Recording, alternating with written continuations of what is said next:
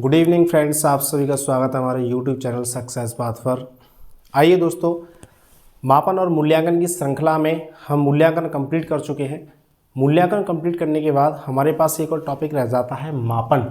तो हमें ये समझना बहुत ज़रूरी है कि मापन क्या होता है।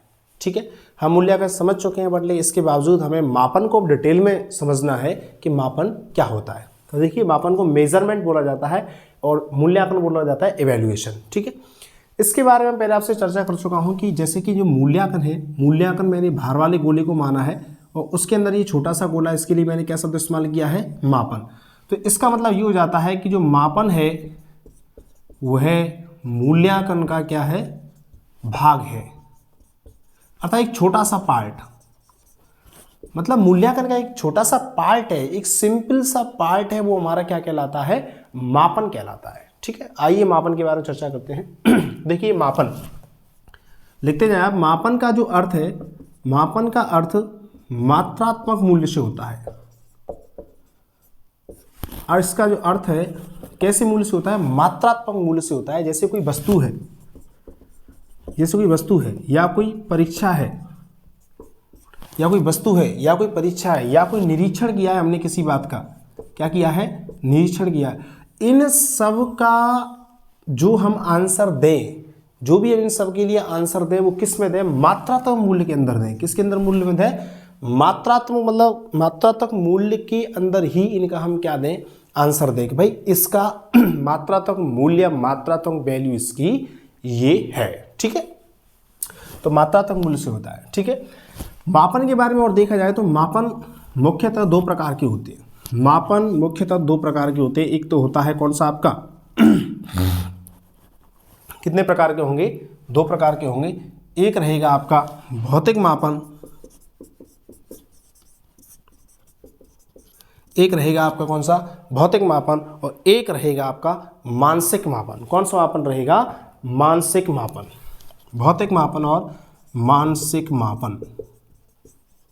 मानसिक मापन देखिए आप, भौतिक मापन से मतलब जैसे कि लंबाई, चौड़ाई, क्षेत्रफल, लंबाई है, चौड़ाई है, क्षेत्रफल है, ऐसी वस्तुओं को नापना है, तब उसके लिए हमारा क्या कहलाएगा, भौतिक मापन कहलाएगा, फिजिकल मेजरमेंट ये कहलाता है। अब मानसिक मापन किसे कहते हैं, मानसिक मापन के बारे में बात करें तो ये इसके लिए कहेंगे कि जैसे मानसिक मापन में जैसे कि हमें रुचि का मापन करना है, हमें रुचि का मापन करना है, हमें बुद्धि का मापन करना है, रुचि का मापन करना है, बुद्धि का मापन करना है, तब वो क्या कहलाएगा, हमारा मानसिक मापन कहलाएगा।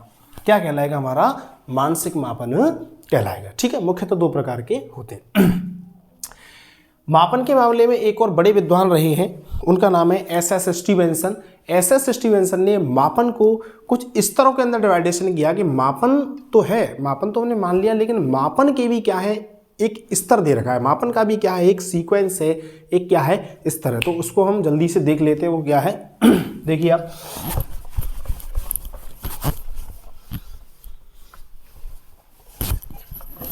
मापन, इसके लिए टॉपिक डालेंगे मापन के स्तर।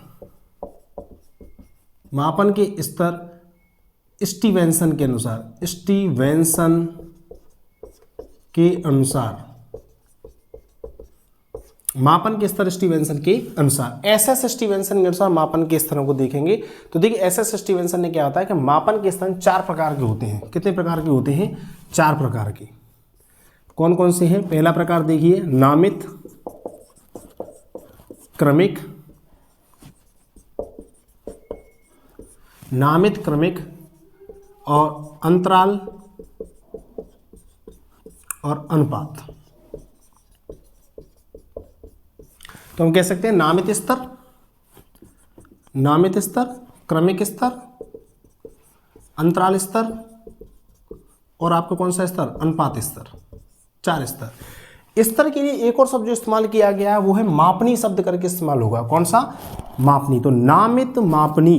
तो इसके लिए नामित तो मैं यहीं से लिखा देता हूं, मैं केवल यहाँ स्तर और यहाँ एक और शब्द लगा देता हूं, मापनी शब्द लगा देता हूं। या तो स्तर रहेगा या क्या रहेगा, मापनी रहेगा। तो नामित मापनी, क्रमिक मापनी और अंतराल मापनी और कौन सी मापनी, अनुपात मापनी। तो नामित, क्रमिक, अंतराल और अनुपात, ये हमारे लिए 4 प्रकार की मापनी या 4 प्रकार के स्तर बताए स्टीवेंसन ने। स्टीवेंसन ने ये बताया, देखो मापन तो होता है, ये बात तो हमको पता है, मापन तो हम करते हैं, लेकिन उन्होंने बताया कि मापन के भी क्या दे रखे हैं, देखो डिफरेंट टाइप्स दे रखे हैं, डिफरेंट टाइप्स दे रखे हैं मापन के भी, ठीक है ना। अब देखो क्या हो गया, इसको समझे। नामित, क्रमिक, जैसे कि नाम से स्पष्ट हो रहा है, नामित मापनी का अर्थ होता है कि हम इस प्रकार से मेजरमेंट करेंगे कि केवल नाम के आधार पर मेजरमेंट हो जाए, नाम के आधार पर मापन हो जाए। इससे क्या मतलब है भाई, नाम के आधार पर कैसे मापन हो जाएगा। देखिए, एक नाम देंगे, केवल 1 वर्ड देंगे नाम, या हम कहें कि एक शब्द के आधार पर, किसके आधार पर, नाम या शब्द के आधार पर क्या हो जाए, मापन हो जाए। इससे क्या मतलब, नाम या शब्द से क्या मतलब है, नाम या शब्द से ये मतलब है कि हम केवल एक वर्ड देंगे और पूरा के पूरा उसका क्या हो जाएगा, मापन हो जाएगा। तो समझे क्या वर्ड है। जैसे मैं ये कहूँ कि सेक्स के आधार पर या लिंग के आधार पर, लिंग के आधार पर, आप ऐसे लिख लें, लिंग के आधार पर हमें क्या करना है, लिंग के आधार पर जो एक कॉलोनी है उसका हमको डिवाइडेशन करना है।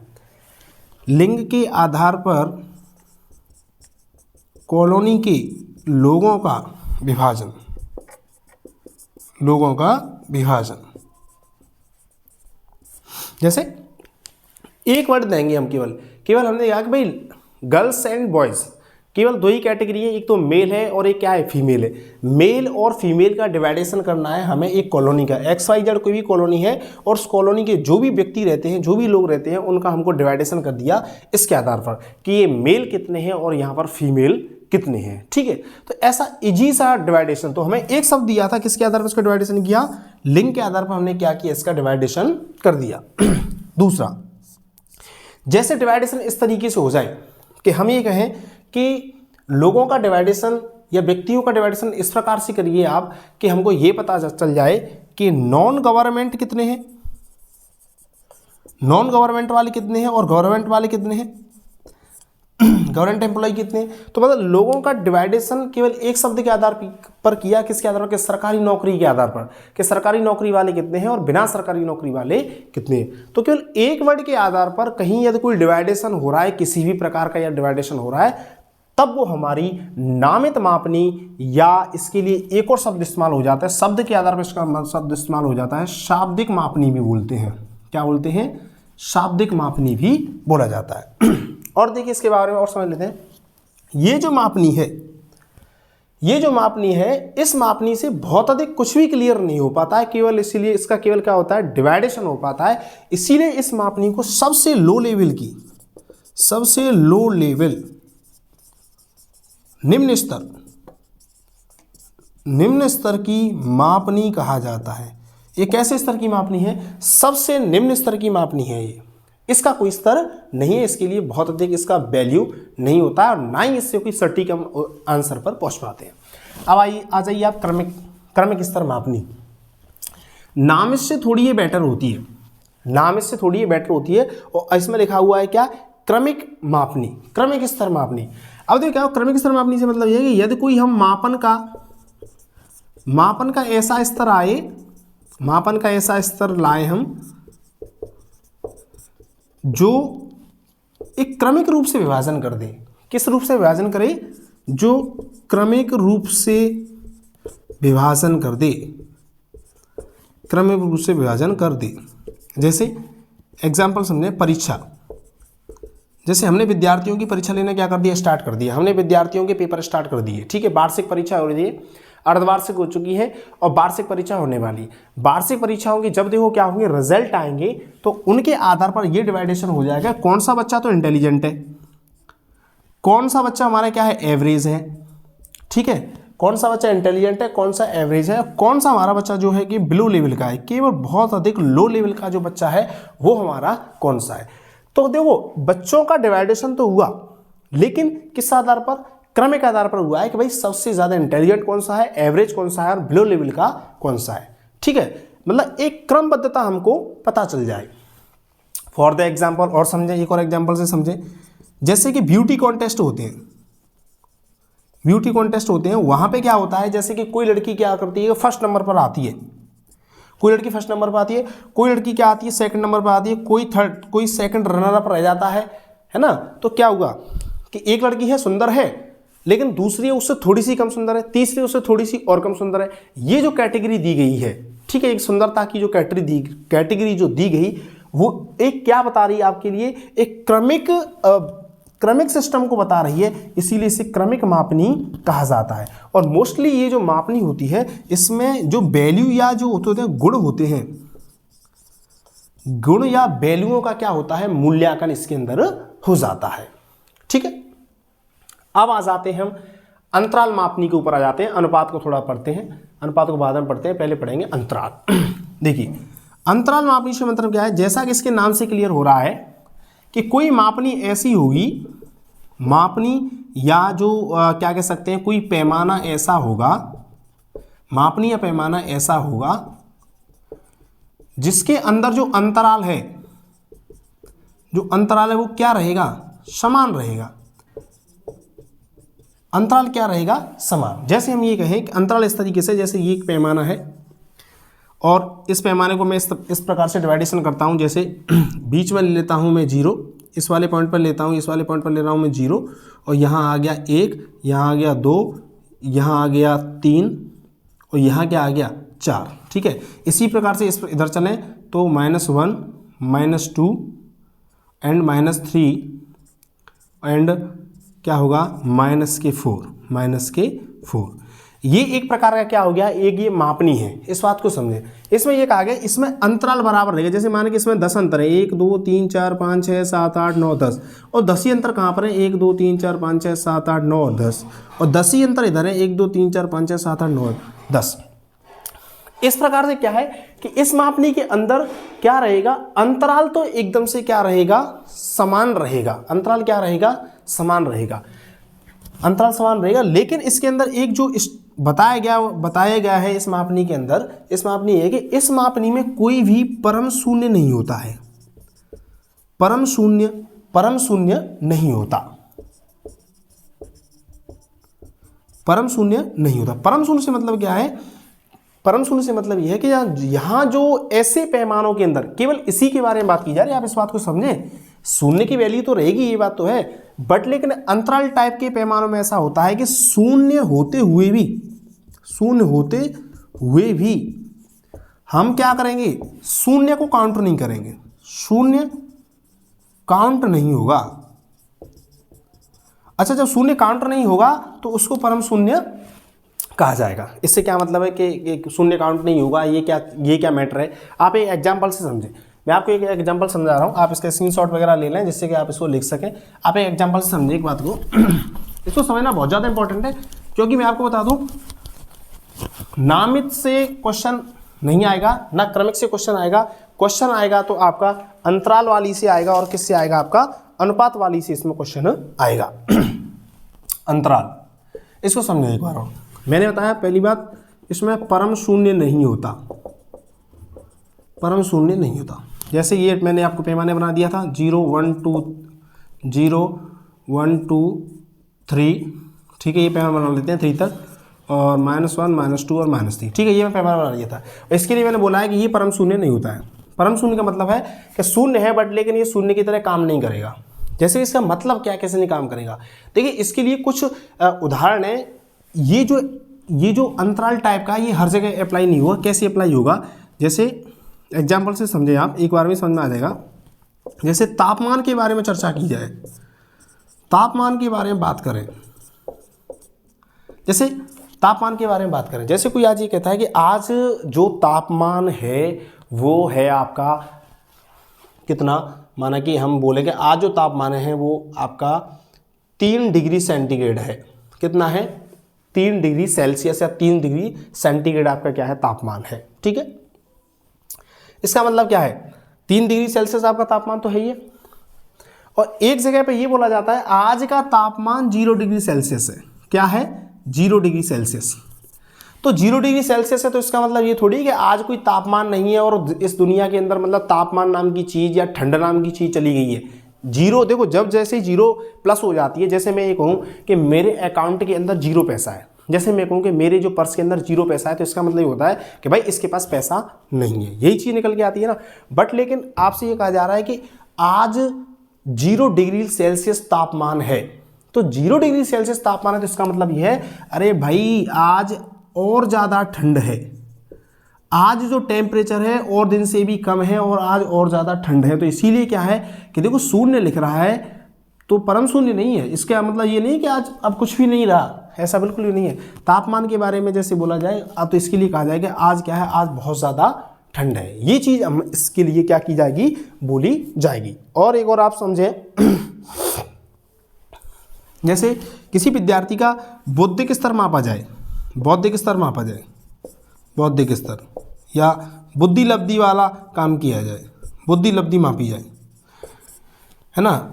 जैसे आपको बताया जड़ होते हैं, मूड होते हैं, मूर्ख होते हैं, इसे बुद्धि के मापन में घोषित होता है, ठीक है ना। तो मैं समझ रहा हूँ जैसे कि 50 के अराउंड के अंदर ये सारे लोग क्या होते हैं, 50 का जो ताप वो दे रखा है, क्राइटेरिया दे रखा है, उसके अंदर ये जो बौद्धिक स्तर वाले होते हैं किसमें काउंट किए जाते हैं, जड़ मूड मूर्ख वगैरह में ये काउंट हो जाते हैं, ठीक है ना।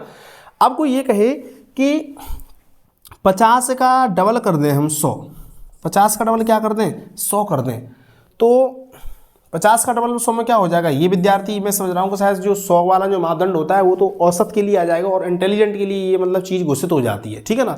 तो इसका मतलब ये नहीं होता है कि 50 का डबल देखा जाए तो 100 हो रहा है, ठीक है। लेकिन आप इसको ये नहीं समझें कि मूर्ख व्यक्ति है कि मूर्ख व्यक्ति की दोगुना पावर कौन से व्यक्ति में होती है, इस 100 वाले में होती है, ऐसा बिल्कुल भी नहीं है। भाई मूर्ख है वो तो मूर्ख ही रहेगा, उसके अंदर तो ये मानो बुद्धि नाम की कोई चीज़ है ही नहीं। लेकिन आप इसको ऐसे काउंट ना करें कि उसका IQ लेवल 50 का है और दूसरे का कितने का है 100 का है, तो ये कहें कि जो 50 वाला है और 100 जो 50 वाला है उसके अंदर जो बुद्धि है वो 100 वाले की आधी होती है, ऐसा बिल्कुल नहीं होता। वो 100 वाले की आधी बिल्कुल भी नहीं होती, उसके अंदर बुद्धि ही नहीं होती है, ठीक है ना।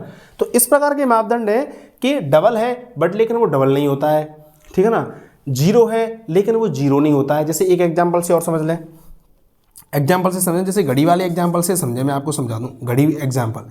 जैसे कि ये घड़ी है, ठीक है, 12 1 2 3 4 5 6 7 8 9 10 11, ये जो घड़ी है, ठीक है। इस घड़ी में कहीं ना कहीं टाइमिंग ऐसी रहेगी 0:0 आएगा, 0:0 आएगा। 0:0 आता है तो इसका मतलब क्या होता है, रात्रि के क्या बज रहे हैं 12, ठीक है, यही मतलब होता है रात्रि के 12 बज रहे हैं। बट 0 आ रहा है तो वैसे 0 का मतलब क्या होता है, 0 का मतलब ये होता है, जैसे मैंने पर्स के मामले में बोला था, मेरे पास पर्स के मामले में बोला था 0, तो इसका मतलब क्या है कि इसमें पैसे नहीं है, इसी बात के लिए 0 बोला था। लेकिन यहाँ मतलब है रात्रि के कितने बज रहे हैं, अब 12 बज रहे हैं। तो देखो भले ही 0 लिखा हुआ है लेकिन इसकी वैल्यू 0 ना होकर कितनी आई, वैल्यू इसकी 12 आई है, ठीक है। तो इसीलिए बोलते हैं कि इसमें परम शून्य नहीं होता है। और शून्य की जो वैल्यू है, शून्य की वैल्यू है वो एक एब्सोल्यूट वैल्यू नहीं होती है, शून्य की वैल्यू एक दूसरे के सापेक्षिक रूप से यहाँ पर उसकी वैल्यू निकल के आती है, ठीक है। तो इसके बारे में एक और जो आपको याद रखना है, इस प्रकार का जो मापदंड है अंतराल वाला, तो अंतराल मापदंड में हम ये कहेंगे अंतराल प्रकार के स्तर में, अंतराल प्रकार के स्तर में जोड़ घटाव तो संभव है, जोड़ घटाव तो संभव है, लेकिन गुणा भाग संभव नहीं है, गुणा भाग संभव नहीं, गुणा भाग संभव नहीं है। क्योंकि जैसे मैं आपको बताया था, जैसे 50 की बुद्धि स्तर वाला व्यक्ति है और एक 100 का बुद्धि स्तर वाला व्यक्ति है, तो इसका ऐसे नहीं कह सकते कि 100 के जो बुद्धि स्तर वाला व्यक्ति है उसकी आधी बुद्धि इसमें होती है, ऐसा हम बिल्कुल भी नहीं कह सकते। क्योंकि हमको पता है इसके अंदर बुद्धि ही नहीं होती, ये तो जड़ मूड मूर्ख जो भी पोजीशन है उसके अंदर आएगा, लेकिन ये औसत से ऊपर वाली स्थिति में ये विद्यार्थी आ जाएगा, ठीक है। इन तीनों एग्जाम्पल से आप समझ जाएंगे, ठीक है। यहाँ से क्वेश्चन आएगा, मैं आपको बता दूं इसके तापमान के बारे में ये क्वेश्चन है। और यहाँ जो परम शून्य वाला जो मैटर है इसको आप बिल्कुल याद रखेंगे, परम शून्य किसके अंतर्गत नहीं होता है और गुणा की प्रोसेस किसके अंदर नहीं हो सकती। तो गुणा की जो प्रोसेस है वो किस में नहीं हो सकती, अंतराल में नहीं हो सकती। नेक्स्ट आइए आप, नेक्स्ट समझते हैं अनुपात स्तर या अनुपात मापनी। अनुपात स्तर या अनुपात मापनी, अनुपात स्तर या अनुपात मापनी, अनुपात मापनी, अनुपात स्तर या अनुपात मापनी। अनुपात स्तर या अनुपात मापनी के हम बारे में बात करें तो देखिए क्या है इसमें, ये है इसमें अंतराल मापनी की समस्त विशेषताओं के साथ साथ, अंतराल मापनी की समस्त विशेषताओं के साथ साथ, इसमें अंतराल मापनी की समस्त विशेषताओं के साथ साथ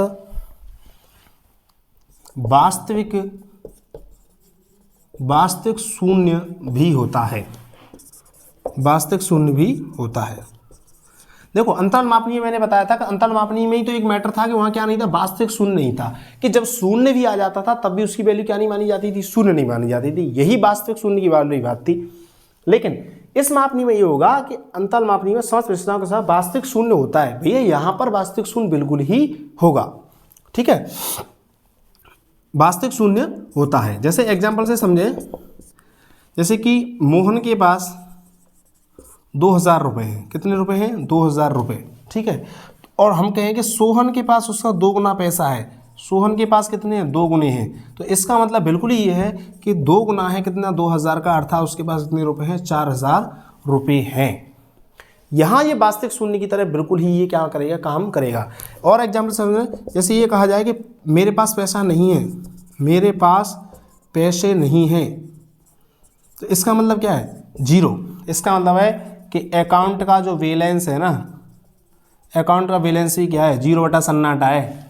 अकाउंट का बैलेंस क्या है? 0 बटा 0 है, 0 बटा सन्नाटा है। आपके पास बिल्कुल भी पैसा नहीं है, ठीक है ना, ये वाली चीज़ आएगी। तो जो अनुपात मापनी है इसके अंदर प्लस माइनस गुणा और भाग और गुणा, ये चारों संक्रियाएं हो सकती हैं, हो जाती हैं, संक्रियाएं हो जाती हैं। लेकिन उसके अंदर अंतराल मापनी में हमको बताया था कि प्लस हो जाएगा, माइनस हो जाएगा, बट लेकिन गुणा और भाग ये क्रियाएं नहीं होंगी। यहाँ से क्वेश्चन बनेगा, मैं आपको बता दूं, और उससे क्वेश्चन बनेगा, इन दोनों में से क्वेश्चन है, ठीक है। और देखें इससे रिलेटेड क्या होता है,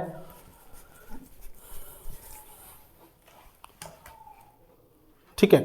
तो और इसमें क्या है, हाँ, ये जो 0 वाला स्थिति है, जिसको ऐसे समझ लें कि सिंपल सी भाषा समझ लें, ऐसे ये माप ये आपके लिए क्या है? पैमाना है।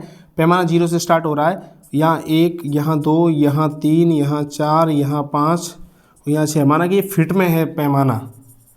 फिट के अंदर क्या दे रखा है? फीट के अंदर पैमाना दे रखा है। और किसी की लंबाई नापी गई, किसी की लंबाई बैठी है 4.5 फुट, तो 4.5 फुट का ही है। और किसी की लंबाई बैठी 5.5, तो 5.5 फुट का ही है। और किसी की लंबाई 6 फुट बैठी, तो वो कितने फुट का है? 6 फुट का ही है, ठीक है ना। मतलब यहाँ पर वास्तविक शून्य वाला क्या होगा? काउंट होगा, और अंतराल वाले वास्तविक शून्य काउंट नहीं होता है, ठीक है।